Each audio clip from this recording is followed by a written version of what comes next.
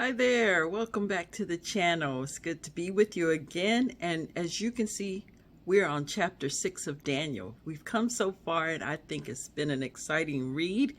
And I would like to continue with you today on Daniel chapter 6 about Daniel in the lion's den.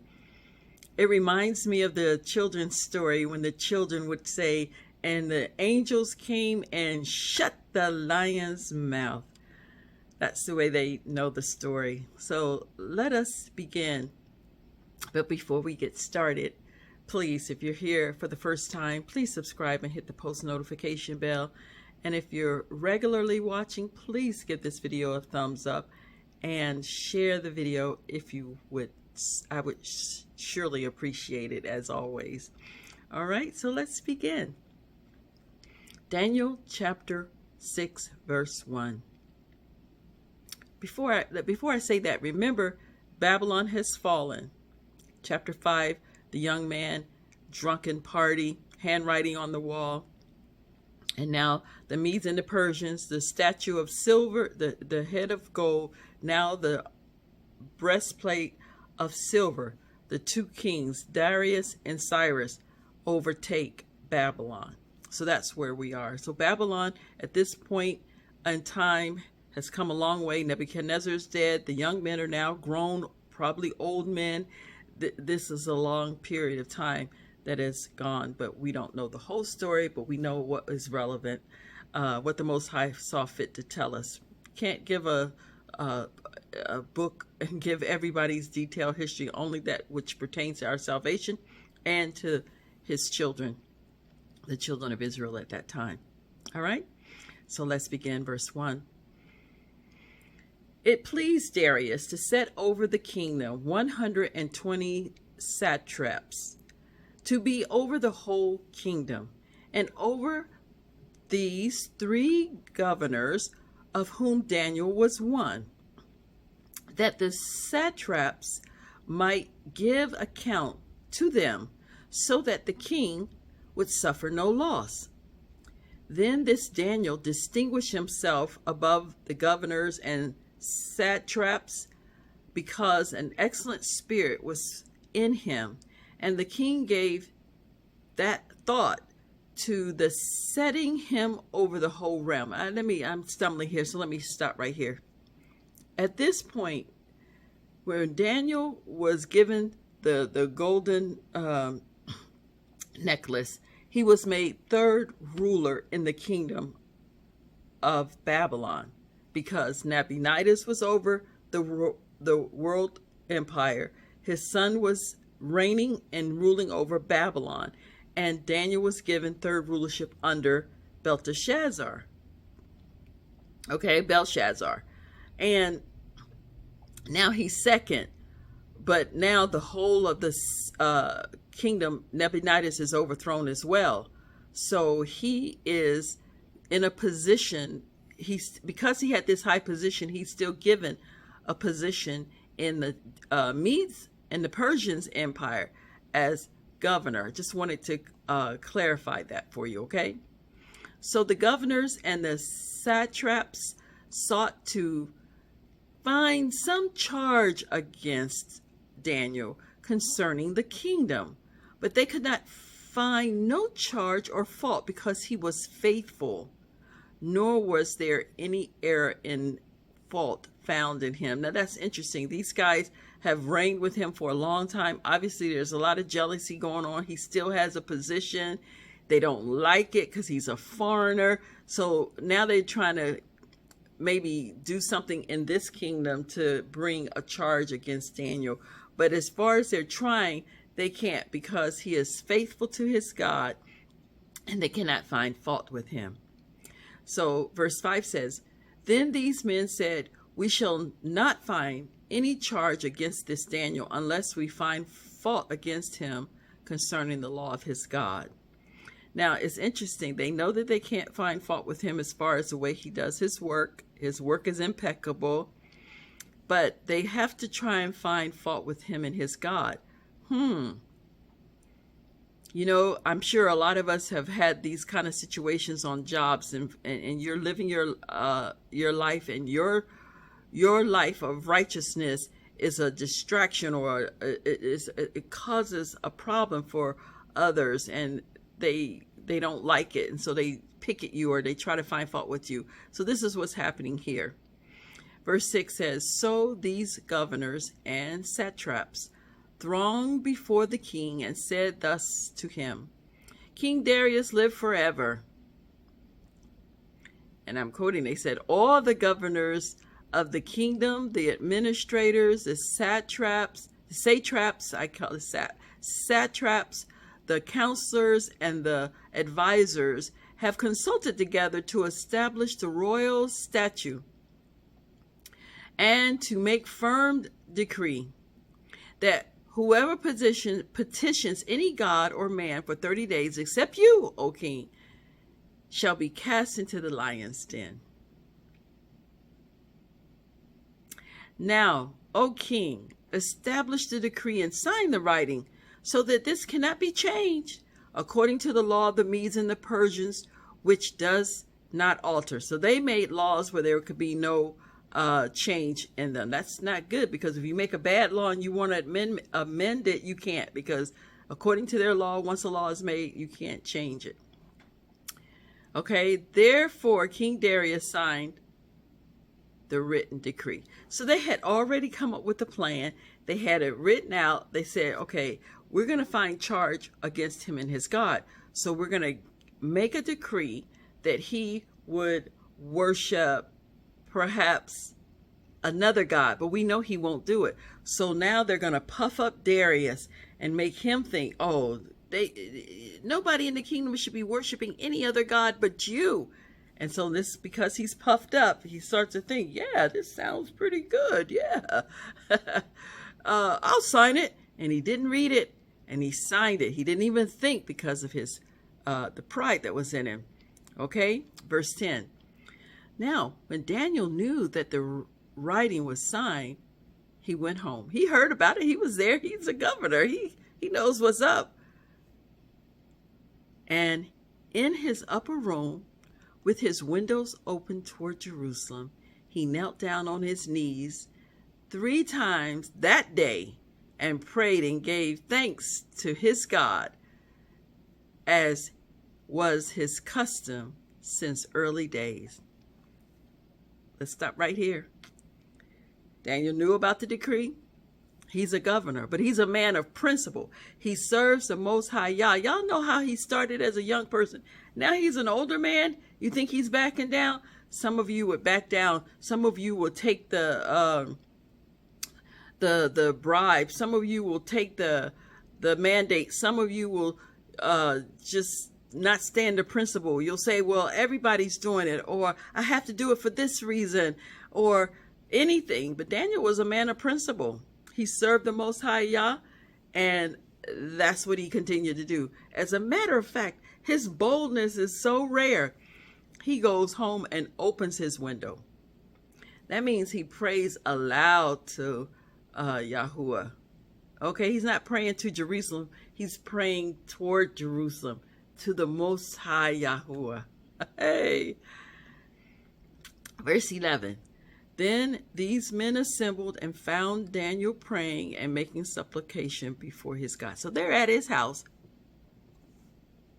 listening. You know, there's times in this world's history where people would sell you out, would see if you're doing the thing or not doing the thing. Tell on your neighbor. Are they traveling when they should be in lockdown? Are they doing this when they shouldn't be? Did they take or didn't they? Think about what's happening here. There's nothing new under the sun. And they went before the king and spoke concerning the king's decree. Have you not signed a decree that every man who petitions any god or man within 30 days, except you, O king, shall be cast into the lion's den? Then the king answered and said, the thing is true according to the law of the Medes and the Persians, which does not alter. He's still naive and don't know.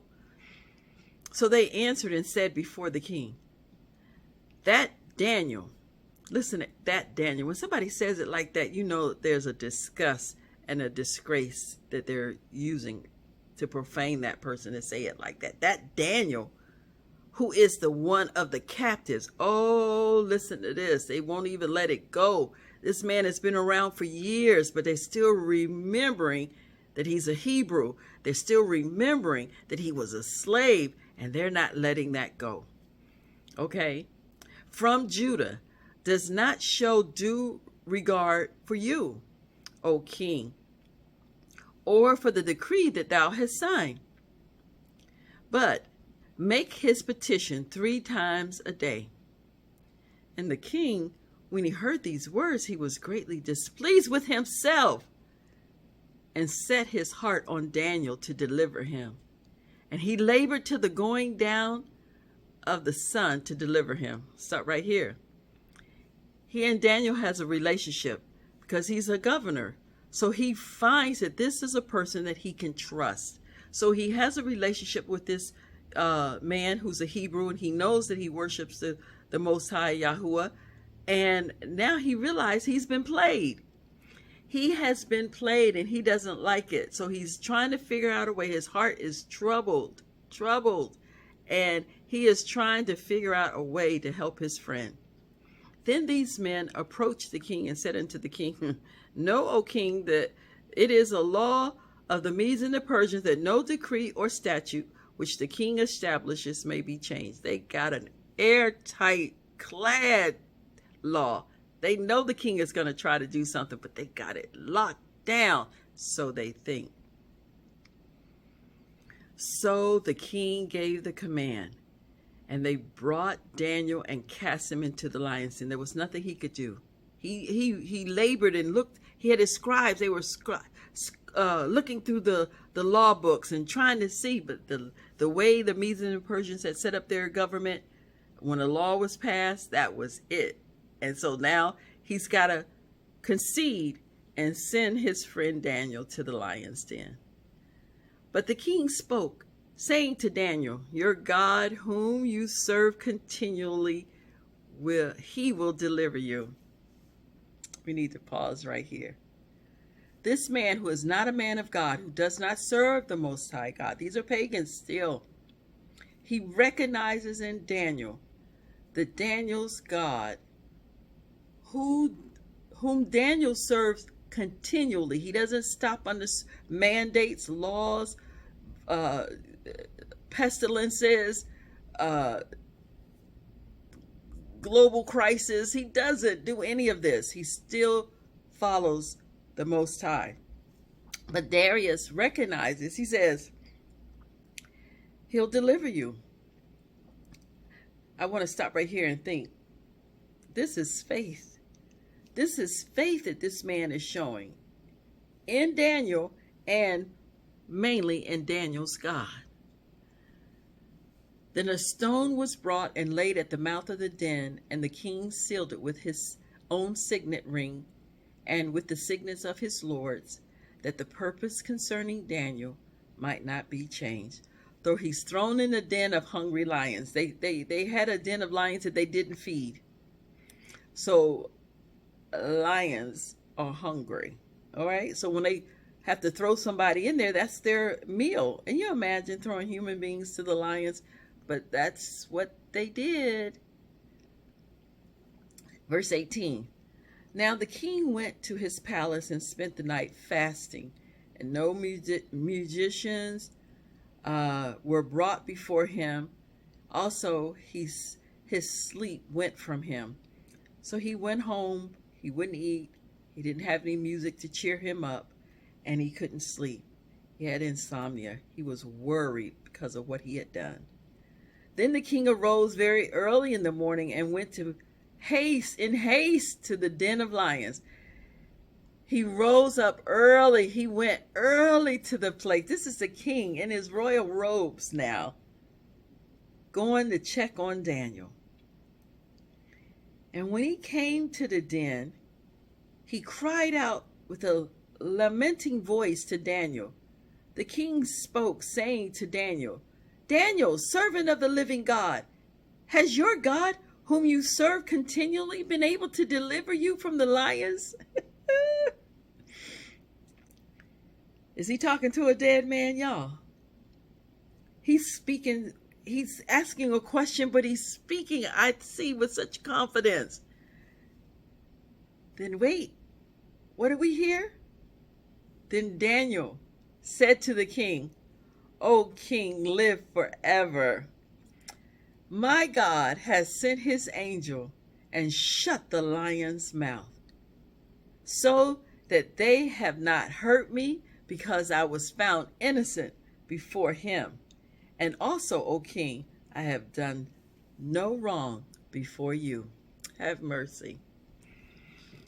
Now the king was exceedingly glad for him, and commanded that he should take Daniel out of the den. So Daniel was taken out of the den, and no injury was found on him, because he believed in his God.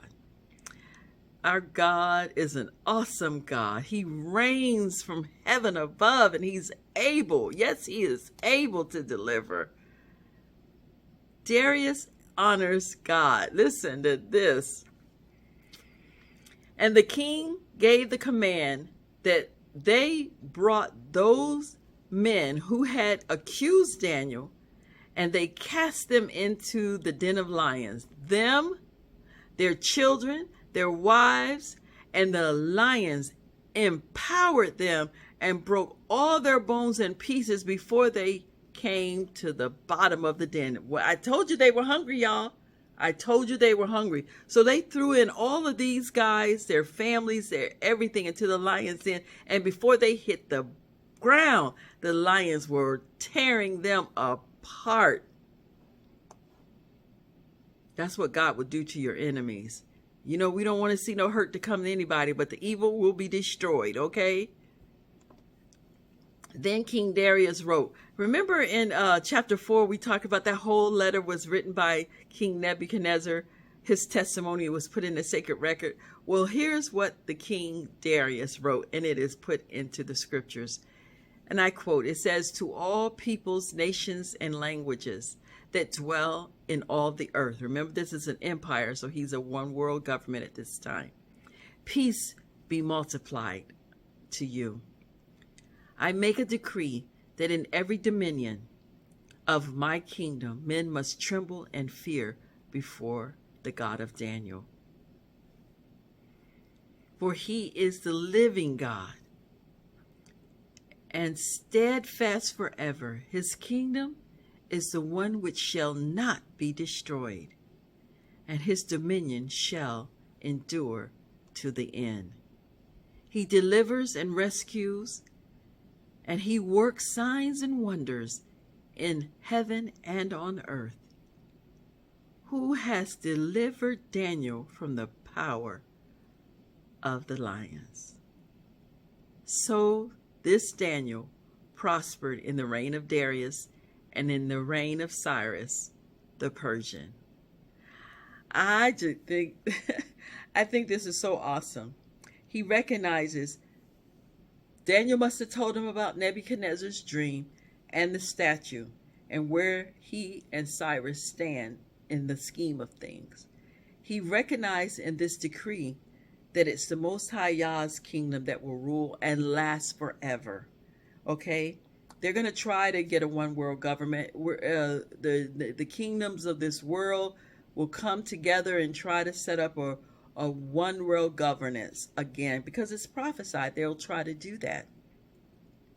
But when they do, just know that their end is very near, because that rock that was cut out of the mountain with our hands will come, and just like the lions that shut the angel that shut the lion's mouth, that rock will come and smash these kingdoms of this world, and an everlasting kingdom of the Most High will be set up, and we will reign with him and his son forever and ever and ever. Amen. All right, I hope you enjoyed this reading of chapter 6 of Daniel in the Lion's Den. And until we meet again, may the grace and peace of God our Father and the Lord Jesus Christ be with you all. Shalom.